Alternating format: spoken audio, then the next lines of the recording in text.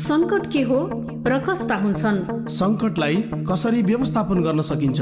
समाज रूपान्तरणमा देखिएको संकट, उद्योग र आर्थिक संकट, प्राकृतिक संकट, यस्तै सम्पूर्ण संकटको सही समाधान, सही ज्ञान र सही सिप हाम्रो उद्देश्य। समर्पण एकाडेमी तथा जीएम मिडियाको संयुक्त प्रयासमा कार्यक्रम क्राइसिस म्यानेजमेन्ट हरेक शनिबार बिहान 7 बजे रेडियो कान्तिपुरमा अवश्य सुन्नुहोस्।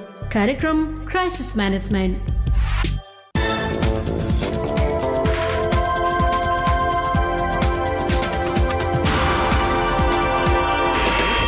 नमस्कार, कार्यक्रम क्राइसिस म्यानेजमेन्टमा यहाँलाई हार्दिक स्वागत छ। समर्पण एकाडेमी तथा जीएम मिडियाको सहकार्यमा तयार भएको यो कार्यक्रम क्राइसिस म्यानेजमेन्ट रेडियो राष्ट्रको रेडियो कान्तिपुरबाट साताको शनिबार अर्थात् आजकै दिन बिहान 7 बजेदेखि आधा घण्टासम्म सुन्न सक्नुहुन्छ।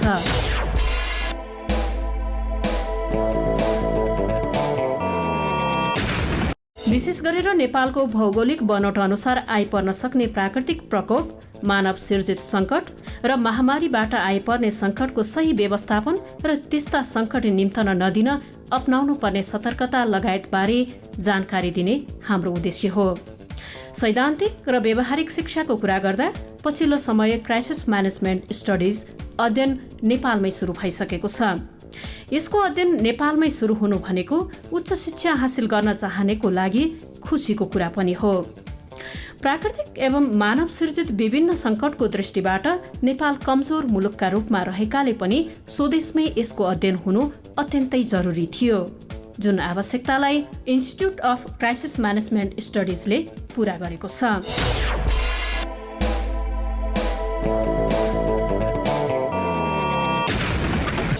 आजदेखि सुरु कार्यक्रम क्राइसिस म्यानेजमेन्टमा हामी नेपालमा देखिन सक्ने सम्भावित संकट, सही व्यवस्थापन, संकट आउन नदिन अपनाउनु पर्ने पूर्व तयारी लगायत विषयमा जानकारी दिनुको साथै सम्बन्धित विज्ञसँग पनि कुराकानी गर्ने गर्दछौँ। त्यस्तै विभिन्न पदमा बसेर संकट व्यवस्थापनमा जिम्मेवार भूमिका निर्वाह गरेका व्यक्तित्वको संकट व्यवस्थापन सम्बन्धी अनुभव पनि हामी तपाईँ समक्ष राख्नेछौँ। साथमा समर्पण एकाडेमीको बारेमा जानकारी त छँदैछ।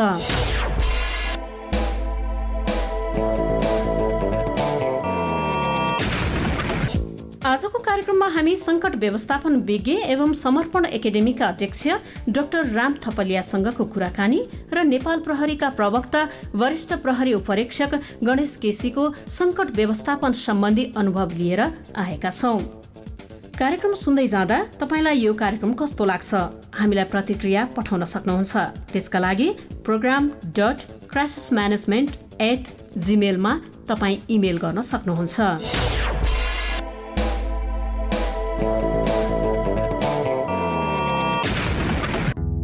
संकट व्यवस्थापन के हो? संकटलाई कसरी व्यवस्थापन गर्न सकिन्छ?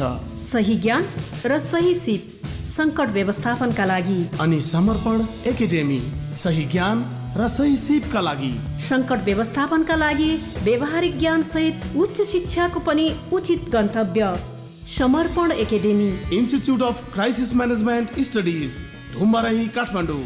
Post box number 4181, phone number 4008181।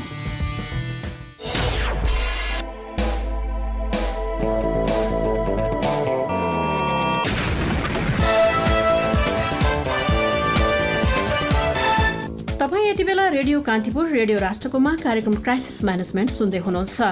Institute of Crisis Management studies र जीएम मिडियाको सहकार्यमा तयार भएको यो कार्यक्रम आजदेखि साताको शनिबार बिहान 7 बजेदेखि आधा घण्टा सुन्न सक्नुहुनेछ। कार्यक्रममा अब संकट भन्नाले के बुझिन्छ, त्यसको प्रकृति र त्यसको सही व्यवस्थापन बारे समर्पण एकाडेमीका अध्यक्ष डाक्टर राम थपलियासँगको कुराकानी अबको क्रममा। कार्यक्रम क्राइसिस म्यानेजमेन्टमा यहाँलाई हार्दिक स्वागत गर्छु। धन्यवाद। वास्तवमा सङ्कट चाहिँ के हो? सङ्कट एउटा गम्भीर अवस्था सिर्जनाले ल्याउने परिस्थिति हो। सङ्कटमा अप्रत्याशित अवस्थाको सिर्जना हुन्छ, उपलब्धिलाई राख्ने या गुमाउने चुनौतीहरू पनि हुन्छन् र तनाव र दबाव असाध्यै बढ्छ। र यो सङ्कटलाई अझ ठुलो घेरामा हेर्ने हो भने एउटा चाहिँ मानवद्वारा सिर्जित हुन्छ, जुन हामी द्वन्द भन्छौँ, त्यसलाई समाधान गर्न सकिएन भने सङ्कट निम्ताउँछ। प्रकृति प्रकोपले पनि सङ्कट निम्ताउँछ, दुर्घटनाले पनि सङ्कट निम्ताउँछ, अनि अर्को महामारीले पनि सङ्कट निम्ताउँछ। विभिन्न पक्षको कुरा गर्नुभयो।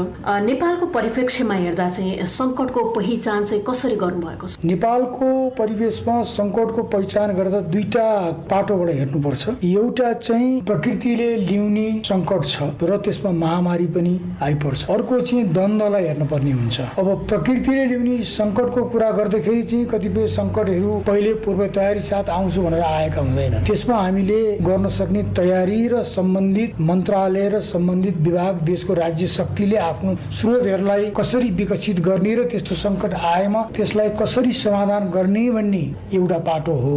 अब अर्को त यो हाल भइरहेका विद्यमान द्वन्द्वहरूलाई, चाहे राजनीतिक द्वन्द्वहरू होस्, चाहे अहिले आएका सांस्कृतिक द्वन्द्वहरू होस्, सामाजिक विकृतिका द्वन्द्वहरू होस्, यसलाई चाहिँ शान्तिमा परिमार्जन गर्नुपर्छ र यसलाई थप सङ्कटतिर धकेल्नु हुँदैन। वास्तवमा क्राइसिस म्यानेजमेन्ट के हो? यो त बहुत गहिरो प्रश्न सोध्नु हो। तर पनि संक्षेपमा भन्दाखेरिमा सङ्कटहरूको समाधान गर्नु नै क्राइसिस म्यानेजमेन्ट हो र सङ्कटहरूको पहिचान गर्नु नै क्राइसिस म्यानेजमेन्टको पूर्व तयारी हो। सङ्कट व्यवस्थापनको टुल्सहरू कुरा गर्दाखेरि निर्णय चाहिँ कसरी गरिन्छ? यो अत्यन्तै महत्त्वपूर्ण छ। सङ्कटमा डिसिजन मेकिङ भन्छ, निर्णय कसरी गर्ने भन्ने कुरा अत्यन्तै ठुलो हुन्छ। किनभने एउटा निर्णयले अरू 100वटा सङ्कटलाई निम्ताउन पनि सक्छ, त्यो निर्णयले त्यो सङ्कटलाई समाधान गर्न पनि सक्छ।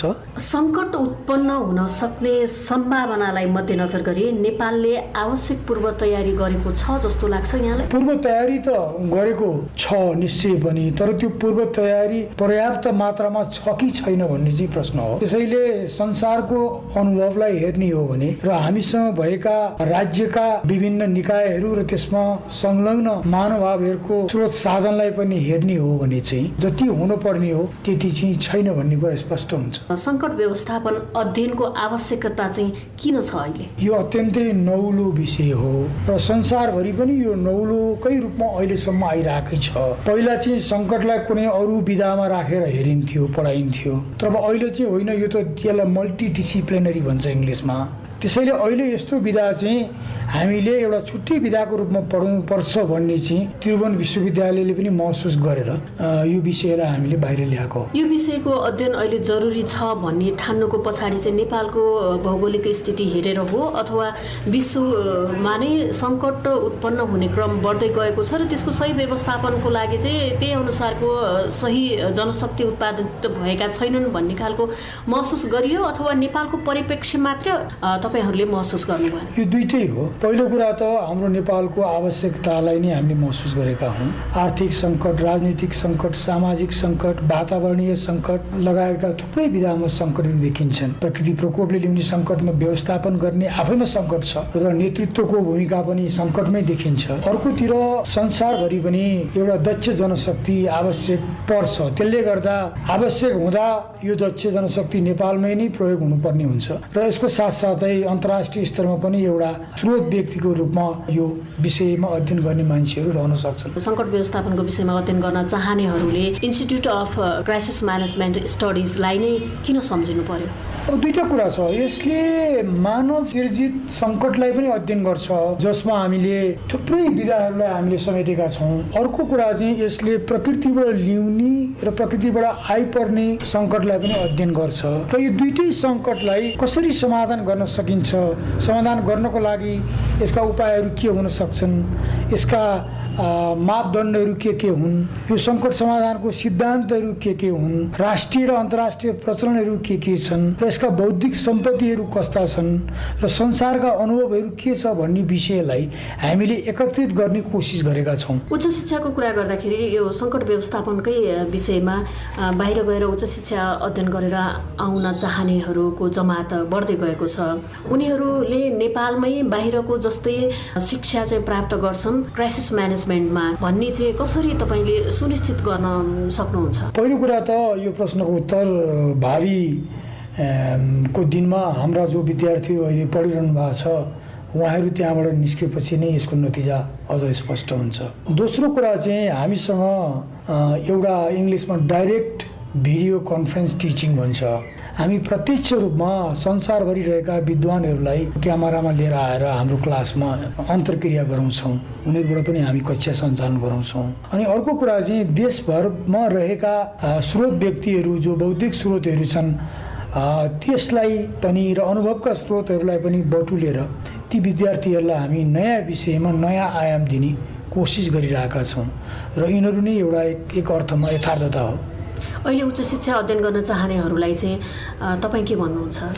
दुईवटा कुरा छ। नेपालमा बसेर अन्तर्राष्ट्रिय जगतलाई पनि ध्यानमा राखेर अन्तर्राष्ट्रिय स्तरको शिक्षा यदि प्राप्त गर्न सकिन्छ र गर्न सक्ने आधारहरूलाई विभिन्न पूर्वाधारले प्रमाणित गर्छ भने त्यस्तो अवस्थामा हामीले हाम्रो देशमै नै यस्तो शिक्षा हासिल गरेर अन्तर्राष्ट्रिय स्तरमा जाँदा अथवा नेपालमै बस्दाखेरि पनि त्यो अझ उचित र वास्तविक धरातलमा रहन सक्छ जस्तो लाग्छ। के प्रत्याभूति हामी दिन सक्छौँ भने विद्यार्थीहरूलाई हामी थेसिस राइटिङदेखि लिएर रिपोर्ट लेख्ने विषयमा पनि हामीले अहिलेदेखि नै विदेशीहरू लगायत स्वदेशी सङ्घ संस्थामा हामी उहाँहरूलाई आबद्ध हामीले गराउँदै लगेका छौँ।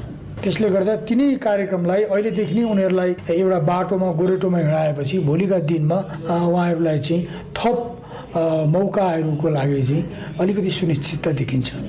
अब यो क्राइसिसको कुरा गर्दा सबभन्दा महत्त्वपूर्ण कुरा चाहिँ सङ्कटको पहिचान, सङ्कटका प्रकारहरू, यसका सिद्धान्तहरू, मापदण्डहरू र पूर्व तयारीहरू र व्यवस्थापनका बारेमा विस्तृत अध्ययन गर्नुपर्ने हुन्छ। र सङ्कट व्यवस्थापनको लागि नेतृत्व विकास अत्यन्तै महत्त्वपूर्ण विषय हो। एउटा सङ्कटको व्यवस्थापकले अरू व्यवस्थापकहरूलाई व्यवस्थापन गर्ने हो, ऊ आफैले सबै कुरा गर्न सक्दैन। त्यसैले क्राइसिस म्यानेजमेन्ट लिडरसिप भन्छ, नेतृत्वको भूमिका अत्यन्तै महत्त्वपूर्ण हुन्छ। त्यसलाई पनि हामीले गम्भीर रूपमा अध्ययन गराएका छौँ। अर्को कुरा, यो सङ्कटमा समयको अत्यन्तै अभाव हुन्छ। यो सङ्कटमा अत्यन्तै बढ्दो तनाव उत्पन्न हुन्छ र यो सङ्कटका कुराहरू गर्दा यसका प्रक्रियाहरूलाई कसरी अध्ययन गर्ने भन्ने विषय पनि महत्त्वपूर्ण हुन्छ। यसलाई अल्सो अर्को के भन्छ भने हामीले क्राइसिस म्यापिङ भन्छौँ। सङ्कटको मानचित्र, एउटा तस्बिर खिचे जस्तै सङ्कटलाई पनि पहिचान गर्न सक्नुपर्छ। त्यो गर्न पनि यो बारेमा अध्ययन नगरिकन गर्न अलिक गाह्रो हुन्छ। यसका प्रक्रियाहरूलाई थाहा पाउनुपर्ने हुन्छ। सङ्कटको जोखिमको पहिचान र व्यवस्थापनको पनि आफ्नै मूल्य र मान्यताहरू छन्। त्यसलाई पनि हामीले बौद्धिकता र अनुभवको सम्मिश्रणलाई लिएर गर्नुपर्ने देखिन्छ। र यो सङ्कटमा सञ्चारको व्यवस्थापन अत्यन्तै महत्त्वपूर्ण हुन्छ र एउटा सङ्कटमा सञ्चारसँगको सम्बन्ध र सञ्चारको भूमिका र सञ्चारलाई दिनुपर्ने सूचना प्रवाहहरू र सञ्चारबाट आशा गरेका आवश्यक के हुन सक्छन् ती बारेमा पनि यसले अध्ययन गर्छ। अनि समुदायभित्र परिआउने सङ्कटहरूलाई पनि यसले पहिचान गराउँछ र त्यसको लागि समुदायलाई नै सक्षम कसरी गराउने भन्ने विषयमा पनि हामीले बढी केन्द्रित गरेका छौँ। अनि अर्को कुरा, अन्तर्राष्ट्रिय स्तरमा रहेका सङ्कटहरू हामी आफैले समाधान गर्न नसके पनि त्यसको अध्ययन गरेर ती सङ्कटका पहिचान गरेर त्यस्ता सङ्कटहरू नेपालमा ती सङ्कटहरू कसरी भित्रिन्छन् र त्यो सङ्कटहरूले नेपालमा कस्ता नकारात्मक प्रभाव पार्न सक्छन् र त्यस्तो अवस्थामा हाम्रो जस्तो मुलुकले पूर्व तयारीहरू के अपनाउनु पर्ने हुन्छ भन्ने जस्ता विषयहरूलाई पनि हामीले अध्ययन गराउँछौँ।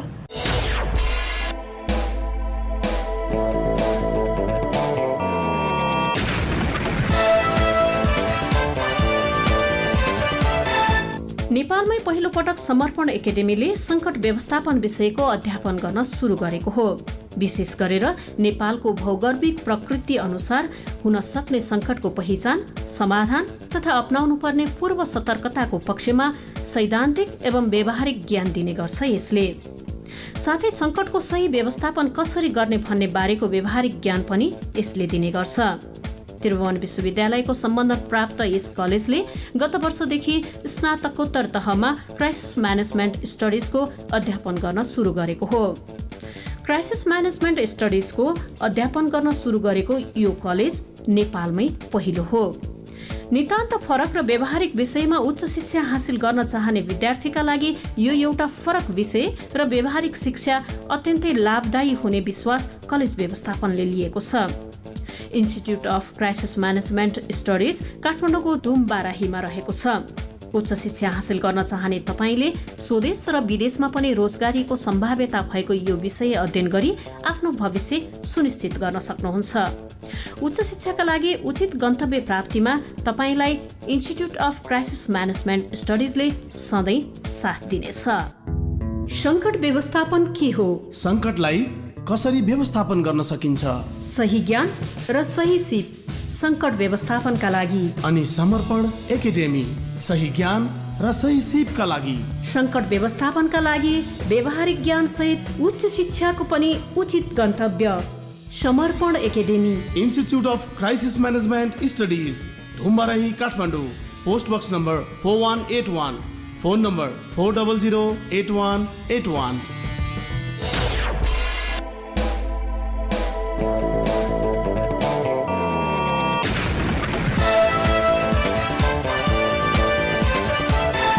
कार्यक्रममा अब नेपाल प्रहरीका प्रवक्ता वरिष्ठ प्रहरी उपरीक्षक गणेश केसीको सङ्कट व्यवस्थापन सम्बन्धी अनुभव। कार्यगत सिलसिलामा प्राप्त उहाँको यो अनुभव सङ्कट व्यवस्थापनको पूर्व तयारीबारे रणनीति बनाउन र योजना तर्जुमा गर्न सहयोगी हुनेछ भन्ने हाम्रो अपेक्षा छ। सङ्कट व्यवस्थापनमा तपाईँको अनुभव। जागिरको 25-26 वर्षको दौरानमा धेरै त्यस्ता इन्सिडेन्ट्सहरू छन्। 2064 सालको कुरा हो। भर्खरै मधेस आन्दोलन चरम उत्कर्षमा पुगेर त्यसको व्यवस्थापनकै चरणमा रहिरहँदाको अवस्थामा म मध्य तराईको सर्लाही जिल्लाको जिल्ला प्रहरी प्रमुखको हैसियतले काम गर्दैको अवस्थामा श्रावण महिनाको बोलबमको बेला थियो। भारतीय तीर्थयात्रीहरू प्रत्येक हप्ता नाङ्गो खुट्टाबाट 2 दिन लगाएर कर्मया स्थित बागमती नदीबाट जल लिएर जाने सिलसिलामा 2 भारतीय महिला तीर्थयात्रीहरूलाई रेप गरिदिएर उखुबारीमा फालिदिएको छ भन्ने एउटा र्युमर आयो। यो र्युमरले यस्तो स्थिति बनायो कि जिल्लाभर यस्तो प्यानिक सिचुएसन बनाइदियो कि सारा बोलबमका तीर्थयात्रीहरूमाथि चाहिँ एउटा चाहिँ डर, भय, त्रास सिर्जना भयो। साथसाथै एउटा मधेसी कम्युनिटी र पहाडी कम्युनिटीको बिचमा पनि अत्यन्तै ज्वलनशील स्थिति चाहिँ सिर्जना गरिदियो। र यो स्थितिलाई चाहिँ हामीले तत्कालै नियन्त्रण गर्नको लागि यसका डिप्लोयमेन्टका कुराहरू, यसका समन्वयका कुराहरूलाई हामीले चाहिँ प्रभावकारी ढङ्गबाट चाहिँ यसलाई अगाडि बढाइहाल्यौँ। र यो घटना सुनेको लगभग आधी घन्टाको बिचमा हामीले चाहिँ थ्रो आउट द चाहिँ यो बोलबम तीर्थयात्री ट्राभल गर्ने रुटहरूमा चाहिँ नेपाल प्रहरी, सशस्त्र प्रहरी प्लस सादा पोसाकमा पनि हामीले प्रहरी परिचालन गरेर सम्पूर्ण तीर्थयात्रीहरूको हामीले चाहिँ सुरक्षाको चाहिँ इन्स्योर गऱ्यौँ। र तीर्थयात्रीको मात्रै सुरक्षा हेरेर त्यहाँ पुग्ने अवस्था थिएन। अब रह्यो पहाडी कम्युनिटी र तपाईँको चाहिँ मधेस कम्युनिटीका बिचमा हुन सक्ने सम्भावित झडपहरूलाई पनि हामीले चाहिँ साइड बाई साइड हेर्नुपर्ने स्थिति थियो। र यो र्युमरको चाहिँ एउटा कुत्सित उद्देश्य नै के थियो भने पहाडी कम्युनिटी र मधेसी कम्युनिटीको बिचमा चाहिँ द्वन्द्व गराउने। तर हामीले यसको चाहिँ उद्देश्य हामीले तत्कालै बुझेर अब हामी पहाडी कम्युनिटीमा रहेका मधेसी कम्युनिटीको सुरक्षा र मधेसी कम्युनिटीमा रहेका पहाडी कम्युनिटीका मेम्बरहरूको सुरक्षामा हामी लाग्यौँ। हामीसँग भएका चाहिँ रिसोर्सेसहरू चाहिँ त्यो लेभलको चाहिँ चुनौतीलाई चाहिँ कोप गर्न सक्ने अवस्थामा थिएनौँ। हेटौँडाबाट जनकपुरबाट थप जनशक्ति ल्याएर दुईटै कम्युनिटीका व्यक्तिहरूलाई चाहिँ हामीले सुरक्षा दियौँ। र यसरी टाइममा चाहिँ डिप्लोयमेन्ट गरेर हुन सक्ने चाहिँ सम्भावित जनधनको क्षतिलाई चाहिँ न्यूनीकरण गऱ्यौँ। पहिलो सूचनालाई त साँचो हो भन्ने ढङ्गबाट चाहिँ हामीले चाहिँ रेस्पोन्स गऱ्यौँ र हामीले हाइवेका युनिटहरूलाई, हाइवे युनिटका कमान्डरहरूलाई तत्काल त्यो ठाउँमा चाहिँ रस गरायौँ। जाँदाखेरि त्यो कुरा कहीँ पनि भेरिफाई भएन। भेरिफाई नभइसकेपछि अब यो चाहिँ र्युमर हो भन्ने ढङ्गबाट चाहिँ हामी निष्कर्षमा पुगिहाल्यौँ। र र्युमरलाई चाहिँ व्यवस्थापन गर्नको लागि चाहिँ यति ठुलो चाहिँ च्यालेन्जेसहरू हुन्छ। र्युमरले यति चाँडै चाहिँ त्यसले चाहिँ एउटा फ्याटल ड्यामेज गरिदिइहाल्छ कि 2-4वटा चाहिँ पहाडी कम्युनिटीका चाहिँ सवारी साधनहरू जलाइयो, 2-4 जनालाई चाहिँ एकदम घाइते बनाइयो सदरमुकाममा। त्यसपछि हामीले तत्काल त्यहाँ चाहिँ प्रहरी कारबाही गऱ्यौँ र अब त्यो घटना चाहिँ तपाईँको चाहिँ 24 घन्टासम्म त यस्तो प्यानिक सिचुएसन क्रिएट भयो कि त्यसलाई हामीले अब हदैसम्मको कारबाही पनि हामीले गरेका छौँ। त्यहाँ हामीले चाहिँ 100 राउन्ड चाहिँ अश्रु ग्यासहरू हानेका छौँ, 100 राउन्ड हवाई फायरहरू चाहिँ हामीले प्रयोग गऱ्यौँ। तर त्यसले चाहिँ जनधनको चाहिँ फर्दर क्षति हुनबाट चाहिँ रोकिएको छ। त्यसले एउटा प्रहरीको कारबाहीको ब्रुटालिटी पनि त्यहाँ देखिएन। एउटा कानुन सम्मत ढङ्गबाट हामीले चाहिँ प्रहरी कारबाही गरेर त्यो सिचुएसनलाई चाहिँ तत्काल नियन्त्रण गऱ्यौँ। तर यसको चाहिँ टोटल यसलाई डिफ्युज गर्नलाई झन्डै 2 हप्ता लाग्यो। दुवै किसिमका चाहिँ कम्युनिटी मेम्बरहरूलाई चाहिँ हामीले आश्वस्त पार्यौँ। पहाडी कम्युनिटी र मधेस कम्युनिटीका चाहिँ अगुवाहरूसँग, राजनैतिक दलका प्रतिनिधिहरूसँग र स्थानीय प्रशासनका प्रमुख जिल्ला अधिकारी, त्यसपछि स्थानीय सुरक्षा निकायका अरू अङ्गहरूसँग प्लस भारतीय काउन्टर पार्टहरूसँग पनि हामीले चाहिँ समन्वय गऱ्यौँ। यसले चाहिँ यो र्युमरलाई चाहिँ किल गर्ने कुरामा पनि हामी सफल हुँदै गयौँ र यसको लागि चाहिँ हामीले सबभन्दा प्रभावकारी र्युमरलाई किल गर्ने र एन्टी र्युमरको काम चाहिँ हामीले चाहिँ सम्पूर्ण जिल्लाभरिका चाहिँ मिडियाकर्मी साथीहरूको सहयोग र समन्वयबाट चाहिँ हामीले गऱ्यौँ। मिडियाका साथीहरूलाई स्थलगत रूपमा चाहिँ भ्रमण गराएर हाम्रो चाहिँ सुरक्षाकर्मीका साथ लगेर त्यो घटना चाहिँ कहीँ घटेको छैन, कोही पनि पीडित छैन भन्ने कुराको चाहिँ व्यापक रूपमा हामीले प्रचार प्रसार गरेर चाहिँ आम पब्लिकमा चाहिँ यो चाहिँ र्युमर मात्रै हो भन्ने ढङ्गबाट चाहिँ हामीले कन्भिन्स गर्ने काम चाहिँ मिडिया थ्रु गऱ्यौँ। यसरी यो घटनाले एउटा के हामीलाई चाहिँ लेसन दियो भन्दा र्युमरले एउटा सोसाइटीलाई अत्यन्तै प्यानिक बनाउँछ र र्युमरकै कारणले गर्दा चाहिँ एउटा सामाजिक सद्भाव पनि बिथुल्ने अवस्था चाहिँ आउँछ र एउटा साम्प्रदायिक दङ्गाको स्थिति पनि आउन सक्ने अवस्था रहन्छ। त्यसैले यस्ता घटनालाई चाहिँ टाइममै एउटा सुझबुझ ढङ्गबाट, एउटा समन्वयात्मक ढङ्गबाट, एउटा रणनीतिक सोचका साथ लान सक्यो भने यस्ता घटनाहरूलाई चाहिँ हामीले नियन्त्रण गर्न सक्छौँ। यसले चाहिँ पहाडी र मधेसी कम्युनिटीको बिचमा हुन सक्ने ठुलो झडप, यसले निम्त्याउने जनधनको चाहिँ क्षति र एउटा लामो समयसम्म चाहिँ कम्युनिटीको बिचमा पर्ने दरारलाई चाहिँ नियन्त्रण गर्न सकिएको कुरा मेरो अनुभूति रहेको छ। यसले मलाई एउटा एक लेभलको चाहिँ सन्तुष्टि पनि छ कि मैले आफ्नो व्यावसायिक जीवनमा त्यो घटनामा मैले यो ढङ्गको व्यवस्थापन गरेर त्यो घटनालाई चाहिँ नियन्त्रण गर्न नसकेको भए मैले जीवनभर मेरो व्यावसायिक एउटा पर्फर्मेन्समा चाहिँ पछुताउनु सिवाय केही पनि रहन्थेन। त्यसैले मलाई यो घटनाले चाहिँ एउटा आत्मसन्तुष्टि चाहिँ मिलेको छ।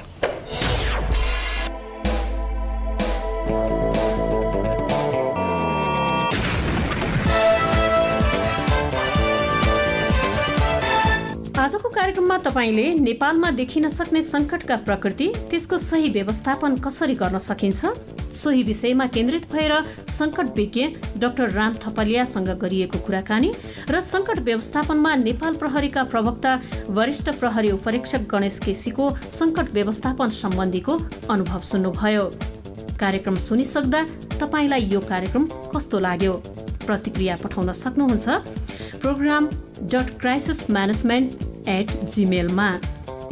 हवस् त, आजलाई कार्यक्रम क्राइसिस म्यानेजमेन्टको समय सकिएको छ।